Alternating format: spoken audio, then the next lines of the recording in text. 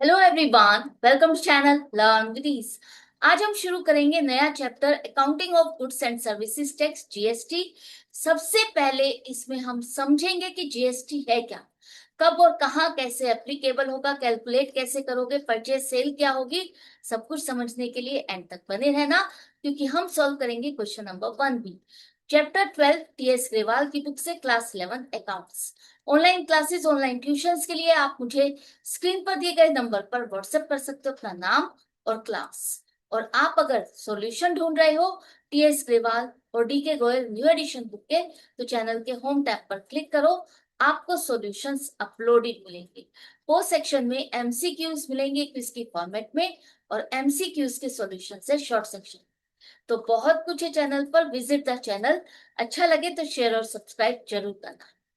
तो जीएसटी मतलब goods and services tax, ये आपका इनडायरेक्ट टैक्स है। इनडायरेक्ट टैक्स है, किस पर लगेगा? Tax on value. Tax on value addition कैसे है, इसको एक एग्जांपल के साथ समझते हैं।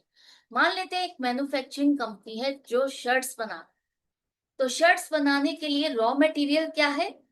क्लोथ, कपड़ा। तो ये कंपनी कपड़ा खरीदेगी किसी से, तो जिसने कपड़ा बेचा, वो क्लोथ बेचा, वो क्लोथ उसके लिए गुड्स है और उस गुड्स पर जीएसटी लगेगा। आपने उस पर जीएसटी ऐड करके परचेज वैल्यू पर उसको पेमेंट किया।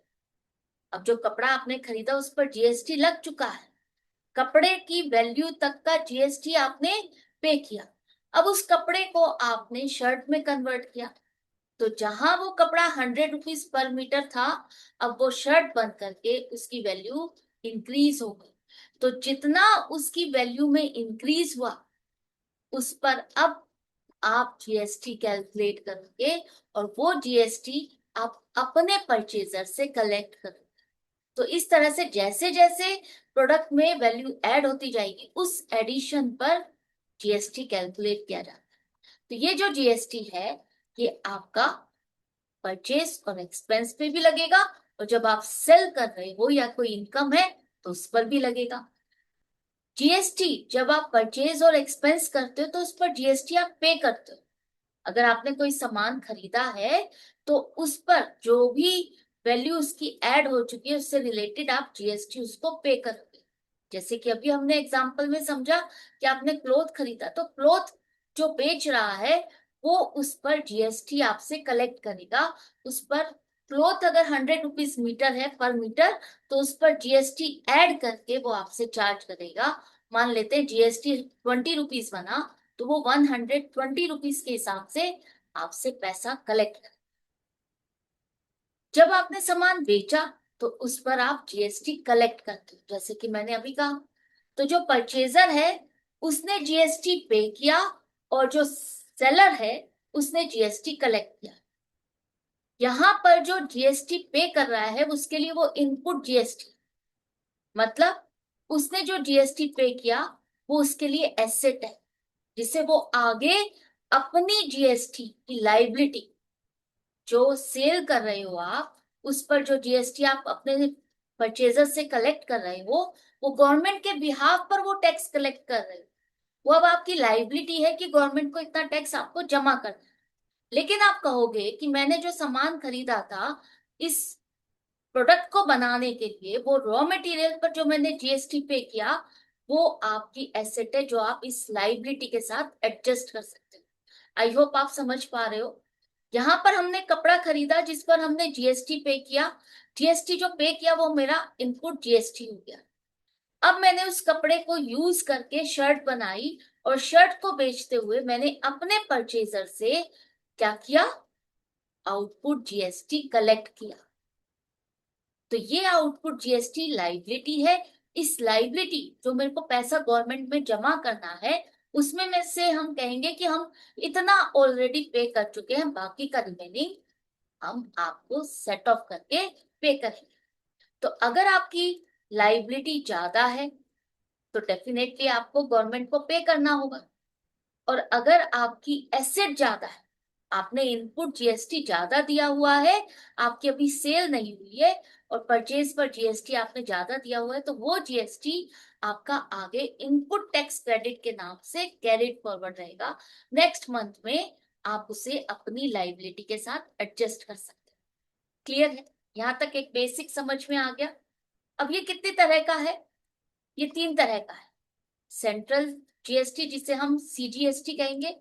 दूसरा है एसटीएसटी, स्टेट जीएसटी, या आपकी यूनियन टेरिटरी से रिलेटेड जीएसटी को हम कहेंगे यूटी जीएसटी। तीसरा है आपका आईजीएसटी, जिसे हम कहेंगे इंटीग्रेटेड जीएसटी। अब ये तीनों तरह के जीएसटी आप कब और कहाँ कैसे लगाओगे? आप जब सामान बेचते हो, आप जब अपना बिजनेस करते हो, एक लिमिटेड पीरियड तक नहीं, एक लिमिटेड प्लेस तक नहीं रहता। मान लेते हैं आपका बिजनेस प्लेस क्या है? दिल्ली है। आप दिल्ली में अपनी शॉप में, अपनी फैक्ट्री से मैन्युफैक्चरिंग कर रहे हो, और दिल्ली में ही आपने किसी को सामान बेचा। तो जब आपने सेम स्टेट में सामान खरीदा या बेचा, तो वो इंट्रा स्टेट कहलाएगा। और जब आप अपनी स्टेट से बाहर सामान बेचते हो या खरीदते हो, परचेज सेल करते हो, तो वो क्या कहलाएगा? Inter state. तो जब ट्रांजैक्शन दो स्टेट्स के बीच में होती है, तो यहाँ पर आप इंपोर्ट्स और एक्सपोर्ट अगर आप कर रहे हो, तो वो भी इंटर स्टेट की कैटेगरी में ही आएगा, क्योंकि ये भी तो दो कंट्रीज के बीच की ट्रांजैक्शन है। सेम कंट्री में ट्रांजैक्शन नहीं हो रही, तो आप इसे इंटर स्टेट ट्रांजैक्शन मान के चलोगे। अब यहाँ पर जब आप इंट्रा स्टेट ट्रांजेक्शन करते हो, सेम स्टेट में सेल परचेज करते हो, तो वो जो जीएसटी आपका 2 पार्ट में स्प्लिट हो जाता है, सीजीएसटी और एसटीएसटी। अगर आपका जीएसटी का रेट 18% है, तो उसमें से 9% सीजीएसटी होगा और 9% सीजीएसटी। उसका इक्वल इक्वल सेंट्रल और स्टेट गवर्नमेंट के बीच में डिवाइड। लेकिन अगर आपका इंटर स्टेट सेल है, तो यहाँ पर पूरा का पूरा जो टैक्स है, जीएसटी है, वो पूरा का पूरा सेंट्रल गवर्नमेंट को मिलता है। पूरा का पूरा रेट जो भी आपका 18% है, वो पूरा पूरा गवर्नमेंट के डिपार्टमेंट में आपको जमा। क्लियर हो गया यहाँ तक? अब यहाँ पर जीएसटी कब और कैसे सेट ऑफ होगा, नहीं होगा, कैसे कलेक्ट करना है, ध्यान से समझो। जीएसटी हमने सिंपल कहा कि जो भी हम सामान खरीद रहे हैं, बेच रहे हैं, उस पर जीएसटी हमारा कैलकुलेट होगा, हमें पे भी करना होगा और कलेक्ट भी करना होगा। लेकिन कुछ सिचुएशंस है जहां पर आप अपने जीएसटी को अपनी लाइबिलिटी के साथ सेट ऑफ नहीं कर पाओगे, या उसका जीएसटी का बेनिफिट आपको नहीं मिलेगा। वो कौन कौन से? फूड एंड बेवरेजेस एक्सपेंसेस और रेस्टोरेंट बिल।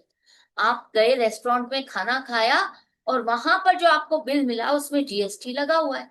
अब आपने सोचा इसको अपने बिजनेस के एक्सपेंसेस में डाल करके इसका जीएसटी का हम बेनिफिट ले लेंगे, लेकिन वो इनपुट आपको नहीं मिल पाएगा।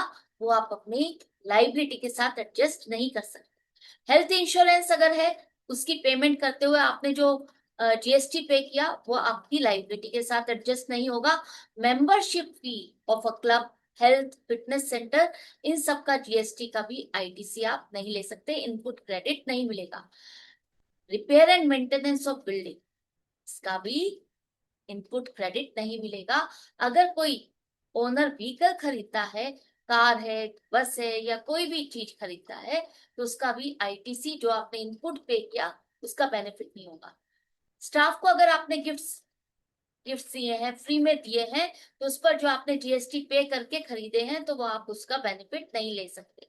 अगर आपने जो सामान खरीदा, जो सामान रॉ मटेरियल खरीदा, या कोई भी फिनिश्ड गुड्स खरीदे, उस पर जो आपने जीएसटी पे किया, और उस गुड्स को अगर आपने अपने पर्सनल यूज के लिए यूज कर लिया, तो वो जो जीएसटी आप पे कर चुके हो, जिसे आपने इनपुट जीएसटी में क्या किया था, डेबिट किया था, उसको रिवर्स करना।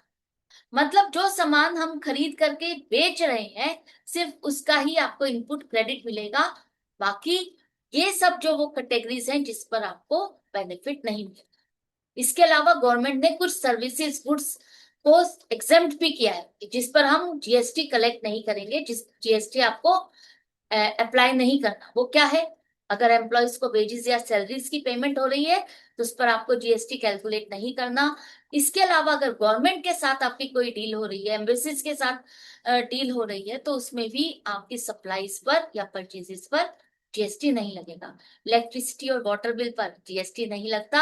आपकी स्कूल की फीस पर भी जीएसटी नहीं लगेगा। हेल्थ सर्विसेज, ट्रेवल एक्सपेंसेस या इंटरेस्ट, इस पर भी जीएसटी नहीं लगता।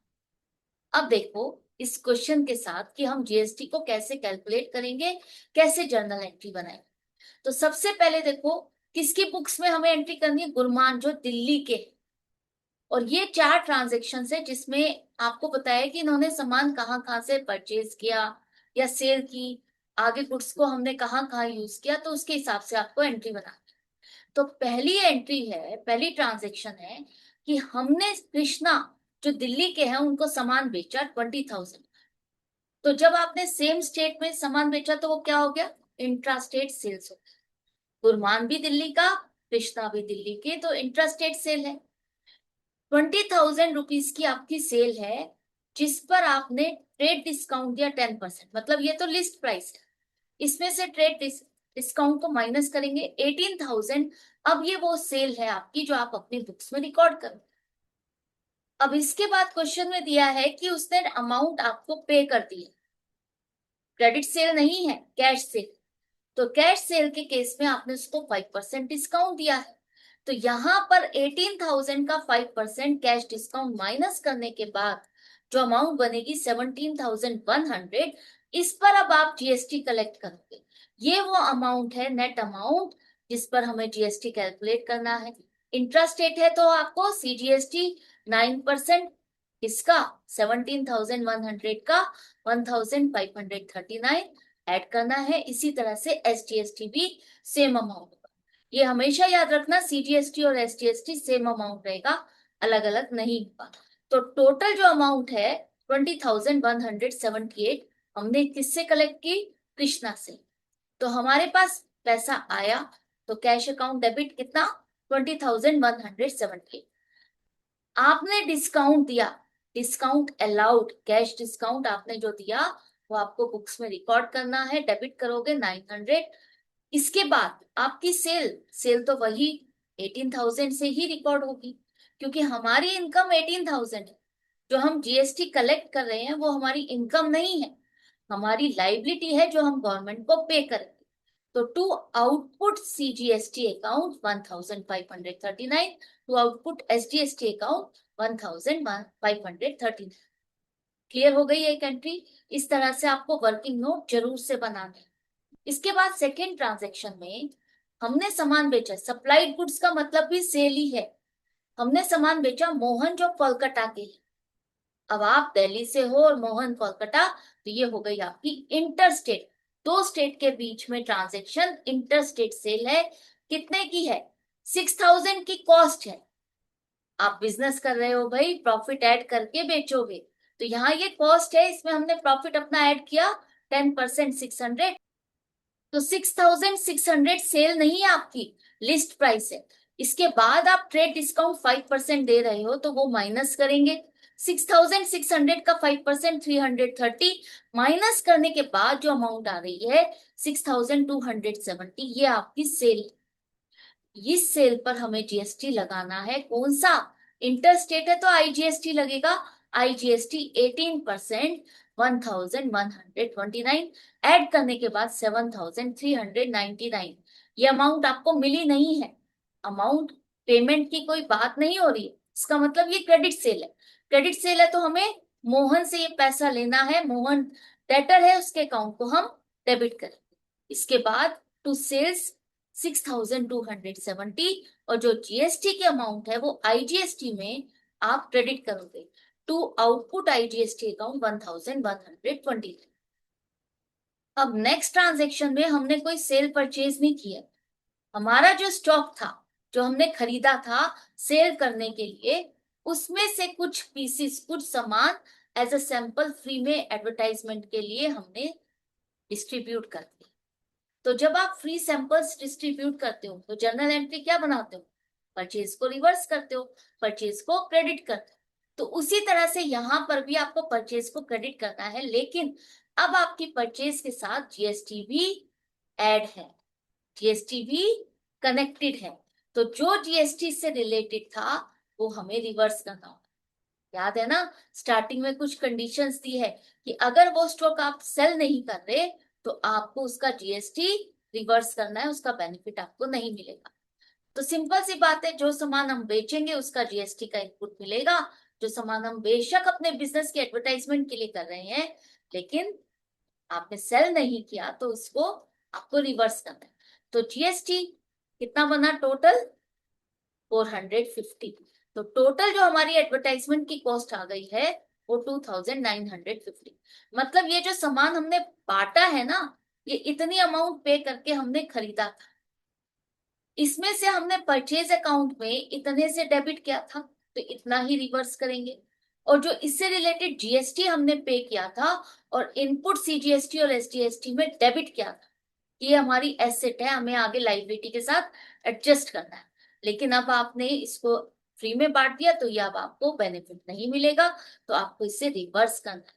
इनपुट सीजीएसटी और इनपुट एसजीएसटी दोनों ही केसेस में आपको क्रेडिट करना है। क्लियर है? इसके बाद नेक्स्ट ट्रांजेक्शन में आपने क्या किया है, सामान बेचा है, इसको अनिल जो दिल्ली थे, तो सेम स्टेट में आप सेल कर रहे हो, तो क्या हो गई है, इंट्रा स्टेट से 1 लाख की कॉस्ट, इतने का तो आपने सामान खरीदा या बनाया है, इस पर हम प्रॉफिट ऐड करेंगे कितना, 20%।